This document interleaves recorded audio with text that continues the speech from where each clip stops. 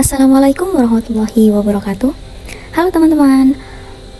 Perkenalkan, kami dari kelompok 14 akan memaparkan tentang analisis Camels pada PT Bank Negara Indonesia atau Bank BNI. Nah, sebelumnya perkenalkan, saya Rizkiatus Soleha, NIM 225 sebagai moderator sekaligus pemateri. Nah, rekan saya yaitu Perkenalkan, nama saya Anissa Duwirianti Tias dengan NIM 242. Perkenalkan, nama saya Siti Unsyatu Zaroh dengan NIM 247. Nah, tanpa berlama-lama lagi, mari kita langsung ke pembahasan materi. Seperti yang dikatakan sebelumnya, kelompok kami akan membahas tentang analisis Camels pada PT Bank Negara Indonesia atau Bank BNI. Nah, yang dimana akan membahas 3 poin, yakni profil perusahaan, analisis Camels, dan grafik tren pada laporan keuangan Bank BNI. Baik, yang pertama yaitu profil perusahaan dari Bank BNI. Nah, Bank BNI atau Bank Negara Indonesia adalah salah satu bank milik pemerintah yang berdiri sejak tahun 1946 dan menjadi pelopor perbankan modern di Indonesia. Sebagai lembaga keuangan yang terpercaya, BNI berkomitmen untuk memberikan pelayanan terbaik melalui berbagai inovasi digital, produk, dan layanan keuangan yang sesuai dengan kebutuhan masyarakat. Dengan semangat melayani negeri kebanggaan bangsa, BNI terus berperan aktif dalam mendorong pertumbuhan ekonomi nasional serta menjadi mitra finansial yang membantu mewujudkan kesejahteraan dan kemandirian masyarakat Indonesia. Nah, pembahasan selanjutnya yaitu analisis Camels pada laporan keuangan Bank BNI, yang dimana pembahasan pertama yaitu capital adequacy. Capital adequacy sendiri memiliki beberapa rumus, yakni C1 sama dengan Common Equity Tier 1 dibagi RWA, Tier 1 Capital Ratio sama dengan Tier 1 Capital dibagi RWA, KPMM sama dengan Total Capital Tier 1 ditambah Tier 2 dibagi RWA. Dapat dilihat pada tabel tersebut, hasil dari perhitungan C1 pada tahun 2022 yakni 16,76%, pada tahun 2023 19,33%, pada tahun 2024 19,13%. Kemudian perhitungan Tier 1 Capital Ratio pada tahun 2022 yaitu 18,13%, tahun 2023 20,76%, tahun 2024 20,26%. Kemudian hasil perhitungan dari KPMM pada tahun 2022 yakni 19,27%, tahun 2023 21,95%, tahun 2024 yaitu 21,39%. Nah, jika dilihat dalam bentuk grafik adalah seperti ini. Sehingga dapat disimpulkan bahwa kondisi permodalan Bank BNI sangat sehat. Semua rasio C1, Tier 1 Capital Ratio, dan KPMM berada jauh di atas ketentuan minimum OJK yaitu 8%. Nah, tren kenaikan pada tahun 2022 sampai tahun 2023 menunjukkan penguatan modal inti, baik dari laba ditahan maupun tambahan modal pemegang saham. Penurunan kecil di tahun 2024 bersifat wajar dan tidak berdampak negatif, karena rasio tetap tinggi, yang menandakan kemampuan bank menanggung risiko masih kuat. Secara keseluruhan, tingkat kecukupan modal atau capital adequacy bank dalam 3 tahun terakhir berada pada kategori sangat baik dan stabil. Nah, yang kedua yaitu asset quality, yang dimana rumusnya adalah NPL rasio gross sama dengan total NPL dibagi total kredit. Allowance for loan loss to NPLs sama dengan penyisihan kerugian dibagi total NPL. Dapat dilihat dari tabel tersebut, hasil dari perhitungan NPL rasio gross pada tahun 2022 yaitu 1,17%. Tahun 2023 yaitu 2,13%. tahun 2024 1,96%. Kemudian, hasil perhitungan dari NPLS pada tahun 2022 yakni 277,14%, tahun 2023 317,87%, tahun 2024 sebesar 253,62%. Nah, jika dilihat dalam bentuk grafik adalah seperti ini, sehingga dapat disimpulkan bahwa kualitas aset bank menunjukkan kondisi yang cukup baik dan stabil. Rasio NPL atau non-performing loan atau kredit bermasalah masih di bawah 5%, yang berarti bank mampu menjaga portofolio kreditnya dengan sehat. Tahun 2023 mengalami sedikit peningkatan NPL dari 1,17% menjadi 2,13%, yang bisa disebabkan oleh naiknya jumlah kredit bermasalah. Namun, pada tahun 2024, rasio ini kembali menurun menjadi 1,96%, yang menunjukkan adanya perbaikan dalam pengelolaan risiko kredit. Nah, penurunan NPL di tahun 2024 menandakan bahwa bank telah melakukan langkah efektif seperti penagihan yang lebih ketat, restrukturisasi kredit, atau peningkatan kualitas analisis kelayakan kredit, yang dimana secara keseluruhan kualitas aset atau aset quality bank masih dalam kategori sehat karena rasio NPL tetap jauh di bawah batas maksimum yang ditetapkan oleh OJK, yakni kurang dari 5%. Selanjutnya, manajemen capability, di mana manajemen risiko dan kontrol internal pada tahun 2022 yaitu BNI menegakkan sistem pengelolaan risiko terintegrasi berbasis enterprise risk management dengan 3 lapisan pertahanan. Pengendalian internal difokuskan pada risiko kredit dan risiko operasional, terutama dalam restrukturisasi kredit pasca COVID-19. Selanjutnya, tata kelola perusahaan pada tahun 2022 yaitu Dewan Komisaris dan Komite Audit berperan aktif mengawasi kinerja manajemen. Struktur tata kelola sudah mengikuti POJK nomor 55/2016 tentang penerapan GCG bagi bank umum. Hasil self-assessment GCG tahun 2022 peringkat 2. Selanjutnya, kepatuhan terhadap regulasi pada tahun 2022 yaitu BNI memenuhi semua rasio kehati-hatian tanpa pelanggaran signifikan. Penerapan Know Your Customer dan anti-money laundering diperkuat melalui sistem pelaporan elektronik ke OJK.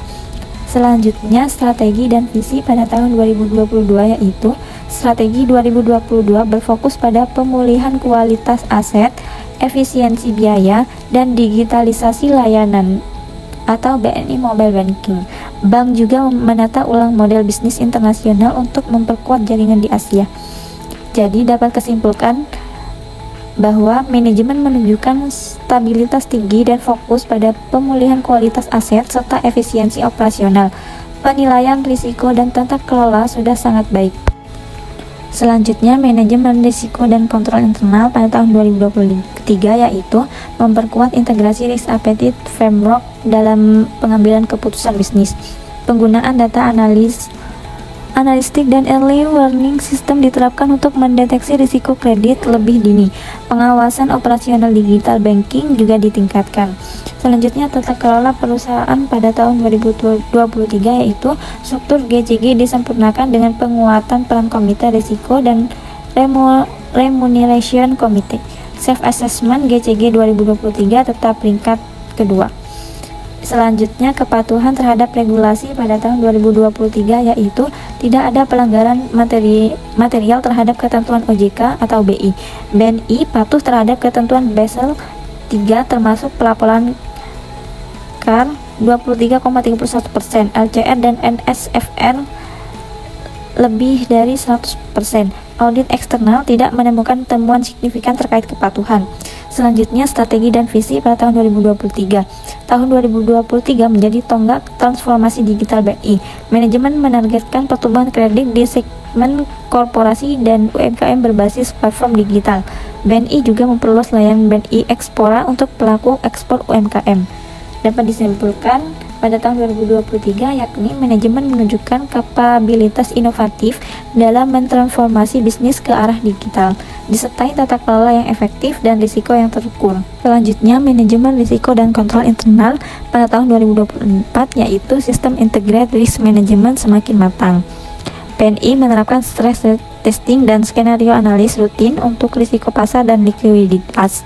Pengawasan kredit dilakukan secara terpusat untuk menghindari konsentrasi risiko sektoral. Selanjutnya, tata kelola perusahaan pada tahun 2024, yaitu BNI mempertahankan peringkat kedua dalam self-assessment GCG 2024. Dewan Komisaris Independen berperan aktif dalam pengawasan transformasi hijau dan ekspansi internasional. Selanjutnya, kepatuhan terhadap regulasi pada tahun 2024. Kepatuhan terhadap rasio Basel III CAR 23,07%, NSFR 120% tetap terjaga. BNI juga mulai mengimplementasikan Sustainable Finance Framework sesuai POJK 51/2017. Tidak ditemukan pelanggaran yang signifikan. Selanjutnya, strategi dan visi pada tahun 2024, yaitu strategi 2024 diarahkan pada pembiayaan berkelanjutan atau Green and ESG based financing dan peningkatan efisiensi melalui digital cost optimization. Visi jangka panjang, yaitu menjadi bank internasional asal Indonesia yang kompetitif di Asia Tenggara. Dapat disimpulkan pada tahun 2024, yaitu manajemen BNI telah mencapai tingkat kematangan strategis tinggi dengan arah yang jelas menuju keberlanjutan, sustainability, dividend growth, efisiensi, dan tata kelola global. Nah, pembahasan selanjutnya yaitu earnings quality, yang dimana terdapat 3 rumus, yaitu net interest margin sama dengan pendapatan bunga bersih dan dibagi rata-rata aset produktif. Yang kedua, return on asset sama dengan laba bersih dibagi rata-rata total aset. Yang ketiga, cost to income ratio sama dengan beban operasional dibagi pendapatan operasional. Dapat dilihat pada tabel, yaitu net interest margin pada tahun 2022 yaitu 4,60%. Pada tahun 2023 4,33% dan pada tahun 2024 4,05%. Selanjutnya, return on asset pada tahun 2022 1,85%, pada tahun 2023 1,99% dan pada tahun 2024 1,95%. Cost to income ratio pada tahun 2022 yaitu 145,48%, pada tahun 2023 140,20% dan pada tahun 2024 133,06%. Nah, jika dilihat pada grafik tersebut dapat disimpulkan bahwa kualitas pendapatan bank menunjukkan tren positif dan efisiensi yang meningkat. Penurunan cost to income ratio dari 145,48% pada 2022 menjadi 133,06% pada 2024 menandakan bahwa biaya operasional semakin efisien terhadap pendapatan operasional. Rasio net interest margin mengalami sedikit penurunan dari 4,60% menjadi 4,05% yang bisa diakibatkan oleh turunnya margin bunga bersih karena kompetisi suku bunga atau penyesuaian pasar. Namun, nilainya masih berada dalam kategori sehat. Return on asset cenderung stabil, sekitar 1,9%, menunjukkan bahwa bank mampu menjaga tingkat profitabilitas dari aset yang dimilikinya secara konsisten.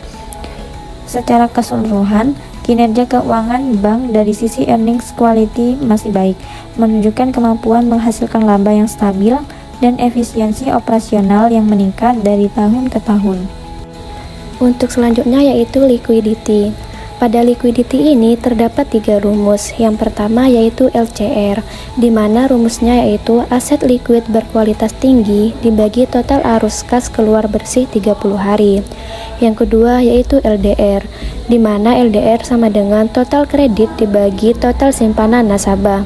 Dan yang ketiga yaitu NSVR, yang dimana NSVR ini sama dengan Available Stable Funding dibagi Required Stable Funding.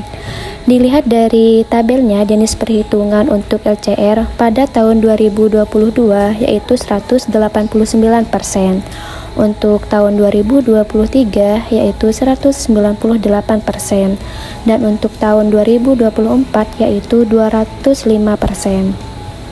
Untuk jenis perhitungan pada LDR tahun 2002 yaitu 84%, tahun 2023 86%, dan pada tahun 2024 96%. Dan pada jenis perhitungan pada NSWR pada tahun 2022 yaitu 115%, pada tahun 2023 117%, dan pada tahun 2024 yaitu 120%. Selanjutnya, jika dilihat dari grafik tersebut, dapat ditarik kesimpulan jika kondisi likuiditas bank berada pada level sangat sehat dan kuat. Rasio LCR meningkat dari 189% pada tahun 2022 menjadi 205% pada tahun 2024. Hal ini menunjukkan kemampuan bank dalam memenuhi kewajiban jangka pendek dengan aset likuid yang sangat mencukupi, di atas batas minimum OJK sebesar 100%. Rasio LDR menunjukkan peningkatan penyaluran kredit dari 84% ke 96%. Hal ini mengidentifikasikan efisiensi penggunaan dana yang lebih baik tanpa mengorbankan likuiditas karena nilainya masih dalam kisaran ideal, yaitu 80-110%. Pada NSVR juga meningkat secara konsisten dari 115% menjadi 120%. Hal ini menandakan struktur pendanaan jangka panjang yang stabil dan terjaga, yang artinya bank mampu mendukung pertumbuhan aset tanpa risiko kekurangan dana. Secara keseluruhan, kinerja likuiditas bank terus membaik setiap tahun dengan keseimbangan yang optimal antara kemampuan likuiditas jangka pendek atau LCR, penyaluran kredit atau LDR, dan stabilitas pendanaan jangka panjang atau NSVR. Selanjutnya yaitu sensitivity. Pada tahun 2022, indikator dampak kurang lebih 25 BPS perubahan suku bunga terhadap laba P dan L sensitivity dengan nilai kurang lebih 310 miliar. Analisis dan interpretasi risiko pasar relatif rendah. Portofolio surat berharga didominasi oleh obligasi pemerintah dengan suku bunga tetap. Manajemen risiko suku bunga dijalankan dengan durasi gap analysis dan stress testing. Pada tahun 2023 dengan indikator dampak kurang lebih 25 BPS terhadap laba dengan nilai kurang lebih 401 miliar.